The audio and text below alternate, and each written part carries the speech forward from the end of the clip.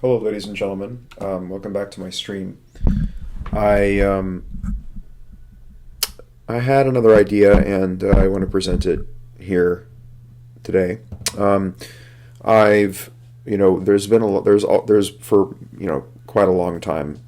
There has been this pop uh, discussion in American political discourse about the not only the causal element, why we have this, binary party system, this ruling two-party system. Not only why, but how it's disadvantageous, and how what would replace it, and how we could get rid of it. And so the obvious answer is, we need to have a third way, right? We need to incorporate third and fourth and fifth parties. And ideally, if we can do that effectively, we can break an unworkable status quo, which has been cited to produce uncompromising fights over things between the two parties, childish gridlocking, sabotaging. It's very interesting how at times, what the parties are willing to sacrifice to sabotage each other, and how acts of strategic sabotage, one party against the other, has rippling effects, leading to such things as government shutdowns. And it's interesting to me what and whom the parties are willing to sacrifice to better go about sabotaging each other. So I think that what I'm trying to get at in this video, and what I'm trying to advance. Sorry about that. Give me 1 second.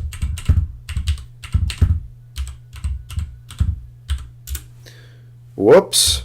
Give me just 1 second. Looks like my screensaver turned on before it. There we go. Okay. Sorry about that. So, in many of these videos, I like to look at, going about social change, political change, and reform with almost a chess-like strategy approach. And the more effectively we can develop effective strategy, the more effectively we can go about bringing about real social change. The problem with social change proposals and reform proposals often is that they operate in the domain of a social issue or a social science. And the problem is many reform proposals and social change proposals have an underlying idealism to them that make them noble but unworkable and impractical. And that's a problem. Right? I mean, we can engage in ethical discussions about what's right and wrong all day, and what the right principles are, and what the right world would look like. But unfortunately, if we're not willing to operate within the system we have effectively, we really can't go about producing any real practical change. In some sense, the master's house was built with the master's tools, and though it's been said in the past that we cannot dismantle the master's house with the master's tools, because the master's house was built with certain tools to build and create the house, it follows that actually we do need to use those tools to destroy the house, right? It was built with these tools, and in some sense, I think it's on the contrary, that those same tools are needed to destroy the house, because those are the tools that built the house. And so, that's yeah. Yeah, so I guess in this video, to leave off, to sort of advance more than rhetoric here. What am I trying to? I guess what I would title this. I haven't titled the video yet, but it's something to the effect of how we go about doing away or undermining or getting beyond the two-party system strategically. Through implementation of new procedures that have the overall strategic benefit of incrementally weakening the two-party system and trying to incorporate a greater diversity of view and of political temperament and ideas and try to bring something truly novel, but not just novel, something also both something simultaneously novel and workable to the fore, to the helm. And today I'm not going to question whether that happens to be a good thing. There is something to the idea that if it ain't broke, don't fix it. Because in trying to fix something that ain't broke, you ultimately could break it. But still, this whole series is devoted to trying to present strategically viable avenues of reform, and so I'm beyond the concern of not fixing something that ain't broke or not reinventing the wheel. Certainly the wheel turns at a certain speed, but it could always turn faster. Things could be more efficient. Things could be better. So that's more rhetoric, but getting beyond, trying to advance something more than rhetoric. How would we go about strategically undoing, right? Loosening the screws, if you will, of this two-party dictator, as I know Jesse Ventura calls it, a popular successful third-party candidate, right? Not just a third-party candidate, but a third-party politician or a third-party elected representative. How do we? Not sure why I mentioned Jesse Ventura, but in any case, he's sort of a third-party, an advocate for a third way. He's kind of in that sense, he's kind of a Republicrat, right? And he's very libertarian in some ways. But regardless, this isn't a video on Jesse Ventura. Sorry, that's Siri activating for no good reason. Okay, so what is if you can hear the door opening and closing, I swear where I live right now, there's the door is constantly opening, doors are constantly closing, so just bear with me. Okay, so what is a strategically viable way of going about doing away with this two-party system? What is a change in procedure that would incrementally begin to undo, right, this two-party dictatorship that we currently have? I think an idea that I had a discussion with a friend not too long ago, and really this is an ongoing discussion that we've had since high school, that there's something wrong with, especially we have this in the United States, we have this trope of the celebrity politician, right? Of someone who is some sort of actor or tabloid. No, I wouldn't. More than a tabloid celebrity, but still, you have this trend of of individuals possessing prior celebrity, advancing that celebrity to then establish a political career and advance their candidacy for political office. It's very interesting. It's something that's relatively common in the United States, and it seems to work because you can co-opt your previous celebrity status and use that as the basis for advancing a political career. Not a very revolutionary move, but or even a revolutionary observation of a totally unrevolutionary move. But it's interesting. Now the thing is, and why this happens, why politically unexperienced and potentially even incompetent celebrities can actually advance candidacy legitimately for political office in the United States is because people are voting for people, right? They're not voting for ideas. They're not voting for proposals. They're not voting for philosophies. They're not voting for any sort of new brand of political ethics or political engineering. They're voting for people. And there's a people focus rather than a focus on any kind of technical examination of the legitimacy of a candidate's ideas, right? And this is just there's I think there is something wrong with that, but it's sort of the way it is. And unless we were to, it seems to be an aspect of human nature even. So we can't really tackle this issue by targeting an immutable psychological characteristic of human beings. But we can concede that tendency exists and build policies, right, that acknowledge this trend exists, tries to get around the trend, in order to do away with some of the more regrettable aspects of our political culture and political system in the United States. So, okay, so, as I referred earlier to a discussion I was having with a friend, and that I've been having a discussion topic that has come up repeatedly since high school, is, why do we vote for people, rather than vote for issues? And I think it's an overgeneralization, right, and an underestimation of the average person to say that they're just voting for people, right? Because if they were just voting for people, they wouldn't have a party affiliation, right? It's not that they're voting for people, that they are also. It's not that they're voting just for people. They are also, to a certain superficial extent, probably also voting for issues, voting for positions and stances that align with their basic ideology and philosophy. But the people element of this, I think, is an important part of the equation, regardless. And I don't necessarily think that. Okay, so that's one thing. People are voting for people, but more importantly, they're voting they're not so much, they're not always.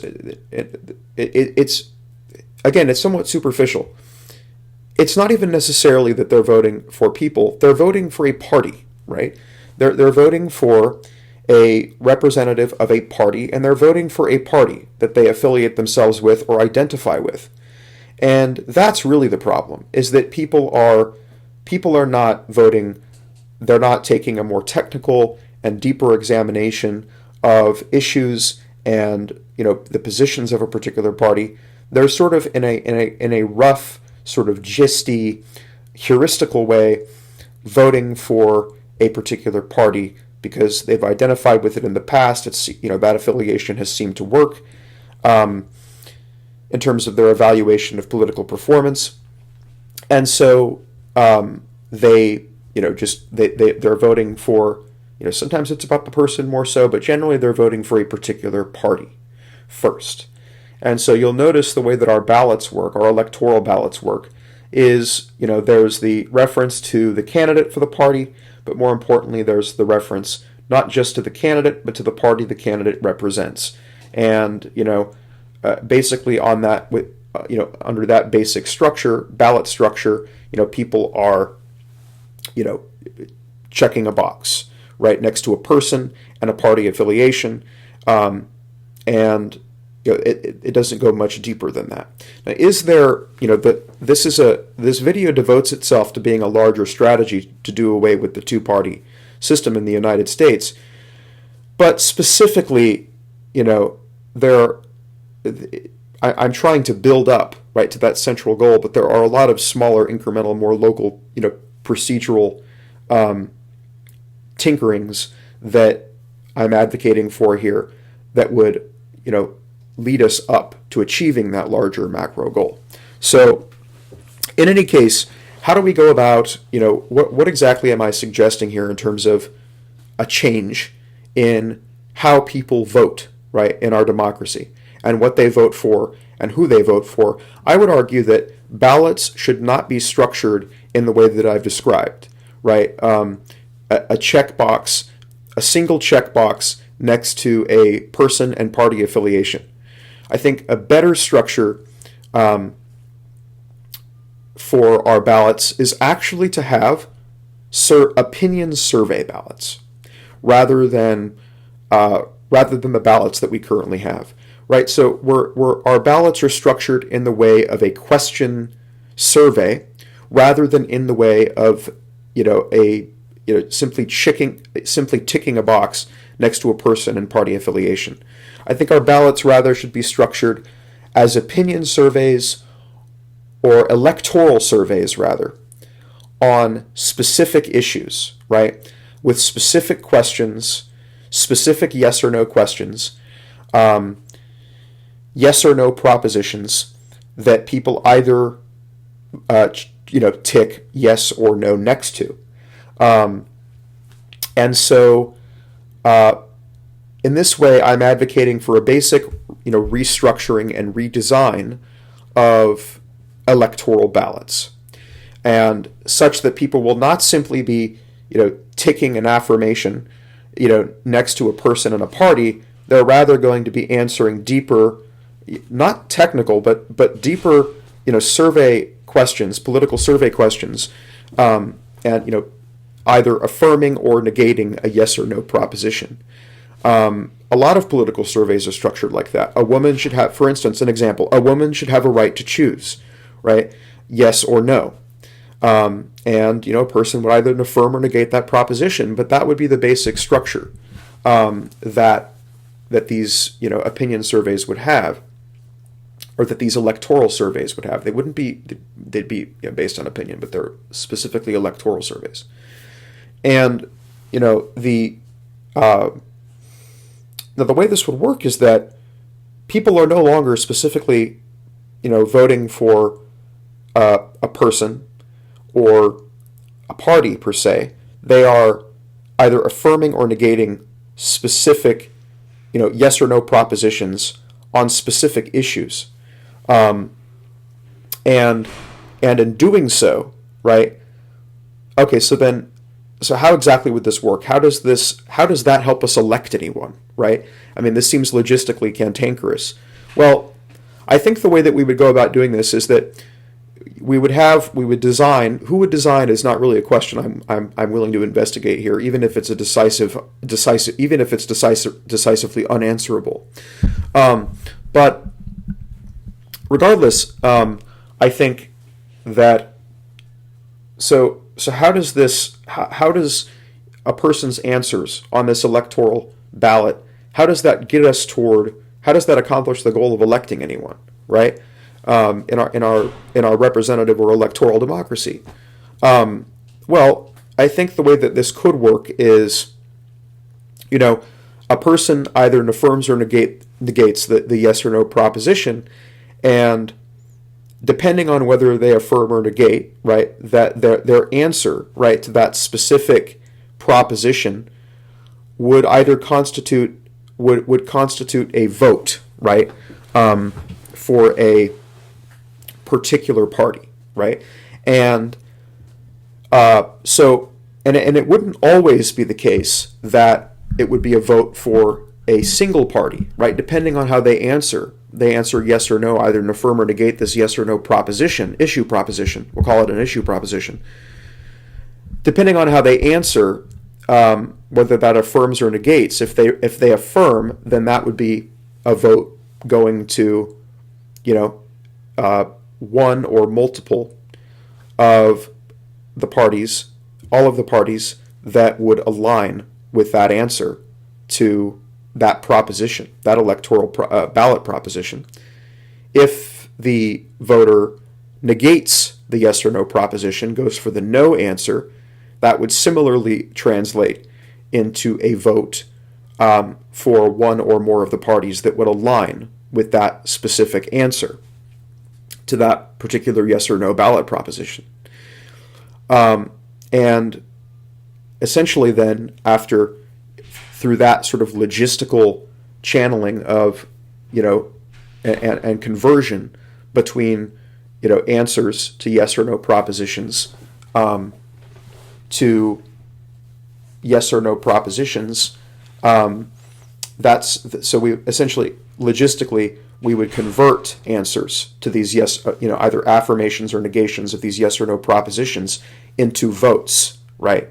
For votes that would go to one or more of, or actually, one or more, but certainly all of the potential parties, all of the parties that would align with that specific answer, that specific yes or no, that specific affirmation or negation on that specific, yes or no proposition. And so that's how it would work. And then based on the use of that system of converting, yes or no answers to votes, right? By then submitting votes converted from answers to, one or more, but certainly all of the parties that would align with a particular answer, a particular position on a given yes or no electoral ballot proposition, would then get. So we would simply then, through that process, through that logistical process, we would simply then tabulate. We would calculate, what party gets the majority of the votes. We would still use a majority rule plurality system that we currently have, taking the majority, what party gets the majority of the votes of the voters that turned out, rather than a majority of the total number of voters. And then that's how a particular party, would come to be elected, right? And so then it's about electing through converting answers to yes or no propositions on ballots into votes, right? It would be not about electing a specific candidate or a specific person, but then through that process of conversion, electing a specific party. And okay, so and then I would suggest that what we need to do is we not have, so the traditional way that it works in the United States when it comes to, let's take a presidential election, for example. What we have first, before an actual national election, is we have a party primary election where a candidate is, where a specific candidate is selected, right, is nominated by the party to be a name submitted essentially to national electoral consideration as to whether this becomes the president or the congressman or whatever kind of election we're talking about. And so in this sense, so that's the traditional way of going about, associating a particular candidate with a party, and then voting for that party and candidate on on our traditionally structured electoral voting ballots. But here's the problem: if we take this vote by issue rather than party, right, system, which is intended to have the macro effect of ultimately breaking the two-party dictatorship, if you could call it that, how would we? So the problem is this: as I was saying, sorry, I lost my train of thought. As I was saying, if we stick with this traditional procedure, right, this traditional ordering of the procedure, by which we have primaries that then nominate a particular candidate for a particular party to have their name submitted for national electoral consideration in the final vote, presidential election, presidential vote. If we maintain that ordering and try to reconcile that sequence of events with this voting on issue rather than party system, what that would do is that then people would know, as they go in to vote on these issues, who the candidate is that's associated with a given party, depending on how they identify. And they would then they'd skew their answers, right, on these issue-by-issue questions to get a particular party elected or to get a particular person elected. Of course, this would happen regardless because parties are reality. So whether or not, a candidate for a particular party is decided before the final vote, issue-by-issue vote rather than party vote, we're still going to have this problem because, people are going to be skewing their answers anyway to, get a particular party result, even if the person, the party candidate, has not already been decided, has not already been nominated. So, so this is one of the logistical realities we have. That's a bit of a wall of, it's a wall of reality that we hit that would then stop, this particular plan, or this particular this particular reform proposal from becoming a reality.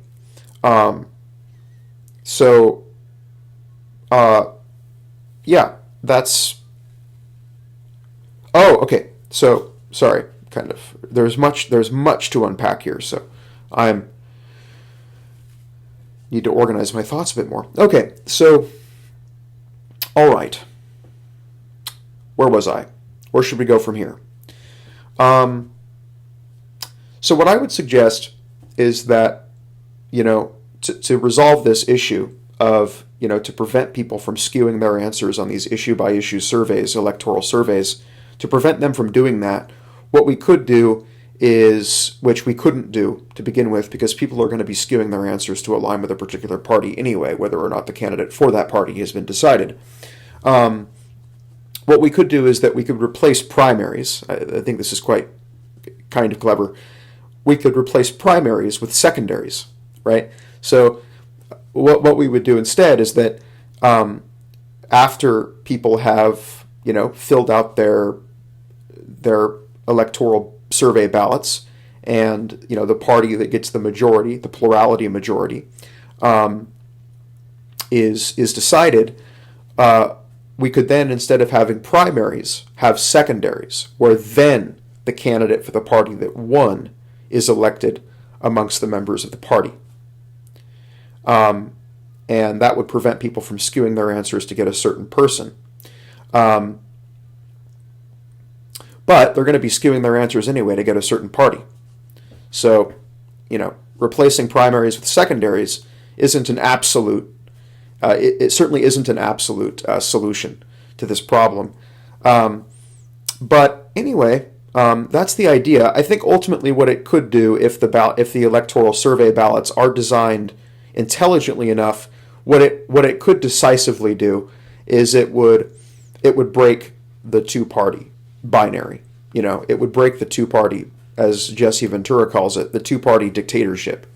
And it would naturally lead, because it's now we're considering, under this system of converting electoral survey answers to votes, right? It's no longer a vote is channeled specifically, right, to one of the optional parties. So it's in the current system, it's one by one,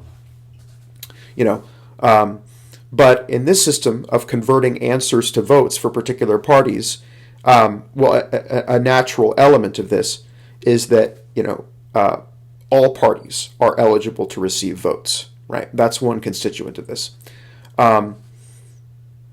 As answers on these electoral ballot, surveys are converted into votes, right, for any one of the optional parties, right? And I think the natural incorporation of third, fourth, and fifth, sixth parties, will ultimately lead to greater party diversity in our government, and will naturally lead to a state of things where eventually, perhaps, if it's done effectively enough, the two-party dictatorship is broken, and we have more party diversity in our government. So, that's the general idea. I guess that's my answer to the question of how we break the two-party dictatorship logistically, and through tinkering with voting procedures and restructuring voting ballots with an eye toward voting on issues rather than voting for parties. And I think that this would be a sound strategy for going about doing away with the two-party dictatorship, or at least maybe in a chess-like fashion, going about tinkering with micro procedures that ultimately have the macro effect of undoing, right, the two-party dictatorship. So thank you for watching, and please like and subscribe.